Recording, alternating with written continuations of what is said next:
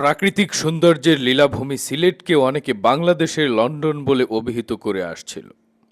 আর এখানকার কিছু মানুষ দীর্ঘদিন ধরে নিজেদেরকে বড়লোক পরিচয়ে গর্ববোধ করে আসছিল। কিন্তু সাম্প্রতিক বাস্তবতা সেই মুখোশ খুলে দিয়েছে। যাদের মুখে সবসময় আভিজাত্যের বুলি, তারাই এখন ভোলাগঞ্জের সাদা পাথর চুরি করে বিক্রি করার মতো ঘৃণ্য কাজে জড়িয়ে পড়েছে।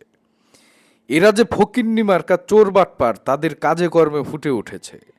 শাহপরান মাজারের গজার মাছ আর শাহজালাল মাজারের কবুতর এই চোরদের হাত থেকে কতদিন নিরাপদ থাকবে সেটা সৃষ্টিকর্তাই ভালো জানেন।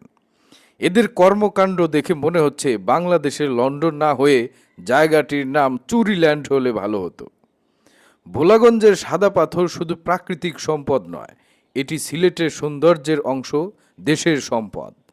অথচ কিছু ফকিন্নি মার্কা চোর এই সম্পদ লুটে নিচ্ছে নিজেদের পকেট ভারী করার জন্য।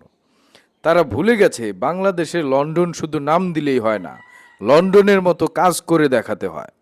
লন্ডনবাসীরা দেশের সম্পদ চুরি করে না, বরং মেধা পরিশ্রম কাজে লাগিয়ে দেশকে সমুন্নত করার চেষ্টা করে। সবশেষে একটা কাজের কথা কই, সিলেটের সবাই কিন্তু চোর না, কিছু ভালো মানুষও আছে। সেই ভালো মানুষদের উচিত এই অপকর্মের বিরুদ্ধে সোচ্চার হওয়া। ভোলাগঞ্জের সাদা পাথর বাঁচানো মানে সিলেটের মর্যাদা রক্ষা করা আর দেশের প্রাকৃতিক ঐতিহ্য সংরক্ষণ করা।